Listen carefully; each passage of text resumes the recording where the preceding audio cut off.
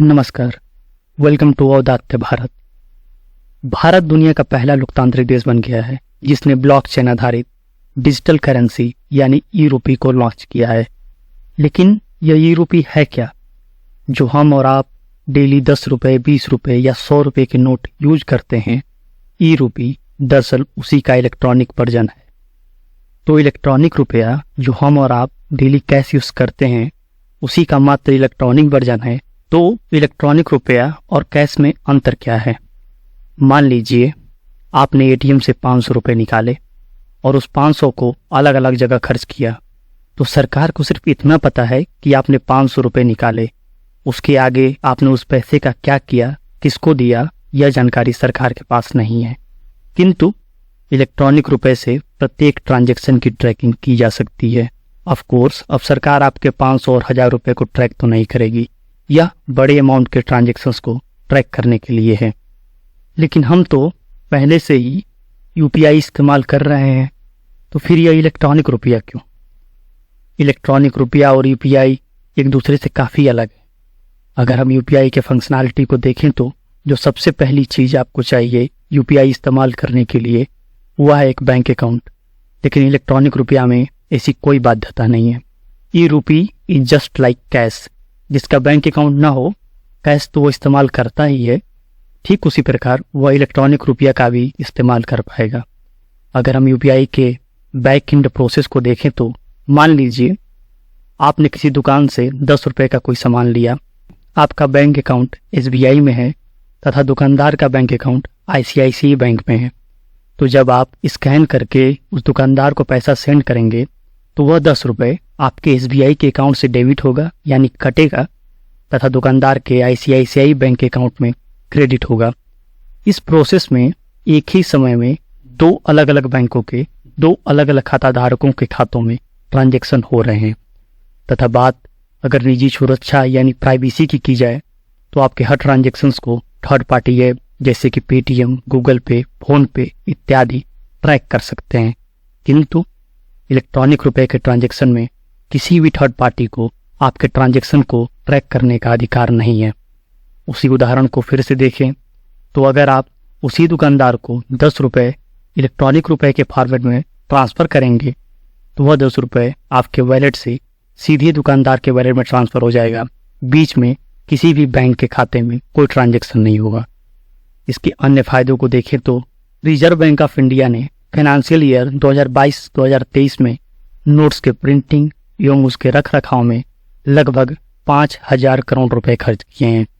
Electronic रुपये के इस्तेमाल से इसमें भारी कमी आएगी। इलेक्ट्रॉनिक रुपया की मदद से किसी भी ट्रांजैक्शन को ट्रैक किया जा सकता है। हालांकि रिजर्व बैंक ऑफ इंडिया ने बोला है कि हम छोटे अमाउंट के ट्रांजैक्शन में पूरी एनोनिमिटी यानी गोपनीयता बरतेंगे, किंतु पूरा सिस्टम तो आरबीआई के पास ही है। वो चाहे तो 50 पैसे को भी ट्रैक कर सकता है। यूपीआई या ऑनलाइन बैंकिंग की तरह इलेक्ट्रॉनिक रुपये को इस्तेमाल करने के लिए किसी भी बैंक अकाउंट की आवश्यकता नहीं होगी। कोई भी इसे इस्तेमाल कर सकता है। हालांकि जिसके पास बैंक अकाउंट ना हो वो फ़ोन का इस्तेमाल करके ऑनलाइन ट्रांजैक्शन कर पाएगा, यह अपने आप में गंभीर विषय है। और सबसे महत्वपूर्ण बात, यह ब्लॉकचेन पर आधारित किंतु आरबीआई बैक्ड यानी केंद्रीय बैंक द्वारा संचालित एक लीगल टेंडर है। यह रिलायबल व ट्रस्टवर्दी है। अन्य डिजिटल करेंसी जैसे बिटकॉइन और यूथेरियम की तरह अनरेगुलेटेड नहीं है जिस पर सरकार कभी भी प्रतिबंध लगा दे। लेकिन हम इसे इस्तेमाल कैसे कर सकते हैं?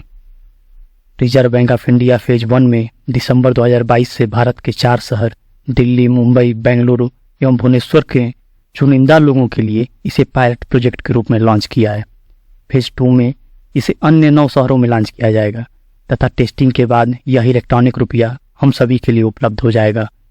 ई रूपी में हम 50 पैसे व 1 रुपये के सिक्के तथा 2 रुपये से लेकर 500 के नोट का इस्तेमाल कर सकते हैं। हालांकि इलेक्ट्रॉनिक रुपये में पहले 2000 के नोट का इस्तेमाल करने का ऑप्शन था, किंतु हालिया नियमों के बाद इसे अब हटा दिया गया है। जिस प्रकार हमारे नोट पर लिखा होता है कि मैं धारक को इतने रुपए देने का वचन देता हूं, ठीक उसी प्रकार इलेक्ट्रॉनिक रुपया जिसे हम टोकन कह रहे हैं उस पर भी लिखा होगा। तथा जिस प्रकार हमारी बैंक नोट पर एक यूनिक सीरियल नंबर होता है, ठीक उसी प्रकार प्रत्येक टोकन का भी एक अलग नंबर होगा। तो क्या भारत के अलावा भी कोई ऐसा देश है जो इलेक्ट्रॉनिक करेंसी यूज कर रहा है? चाइना ने इलेक्ट्रॉनिक युआन अप्रैल 2021 में लॉन्च किया था।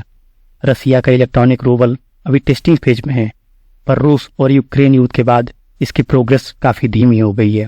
अमेरिका की बात करें तो अमेरिका में यह भी डिस्कशन लेवल पर है तथा अमेरिका को इसके इस्तेमाल के लिए 2 से 3 साल लगेंगे। इसके अलावा कुछ छोटे देश जैसे नाइजीरिया, बहामास एवं डोमिनिका ने अपने डिजिटल करेंसी को लॉन्च किया है तथा उसका इस्तेमाल कर रहे हैं। इसके चैलेंजेस को देखें तो भारत में एक बड़ा वर्ग टेक्निकल इलिटरेट यानी टेक्नोलॉजी का सही प्रकार से इस्तेमाल नहीं कर पाता। भारत में एक बड़ी संख्या के पास मोबाइल और इंटरनेट तो है, किंतु जब बात ऑनलाइन पैसे के ट्रांसफ़र की आती है तो एक बहुत बड़ा धड़ा संकोच करता है और वो कैश को ज़्यादा सरल एवं सुरक्षित मानता है। एक बात यह भी है कि जिसके पास बैंक अकाउंट नहीं है वो फ़ोन का यूज करके पैसे ट्रांसफ़र कर सकेगा, इसकी संभावना भी ना के बराबर है। किंतु हमें किसी भी निष्कर्ष पर पहुंचने से पहले इंतजार करना होगा कि यह डिजिटल रुपया एक बार पूरे भारत में सभी के लिए उपलब्ध हो जाए। तब सरकार का इसके प्रति क्या रुख रहता है तथा लोग इसे कितना अपना पाते हैं, यह हम आने वाले समय में ही जान पाएंगे। पर निसंदेह हम एक कटिंग एज टेक्नोलॉजी में यूरोप और अमेरिका को पीछे छोड़ उनसे पहले अपने देश में इलेक्ट्रॉनिक करेंसी को लॉन्च कर दिया है। यह हमारे लिए एक बहुत बड़ी उपलब्धि है तथा हमारे पॉजिटिव माइंडसेट एवं जज्बे को दर्शाती है। उम्मीद है कि डिजिटल करेंसी यानी इलेक्ट्रॉनिक रुपया इंडियन इकॉनमी में पारदर्शिता लाएगा तथा अपने लक्ष्यों को पूरा करेगा।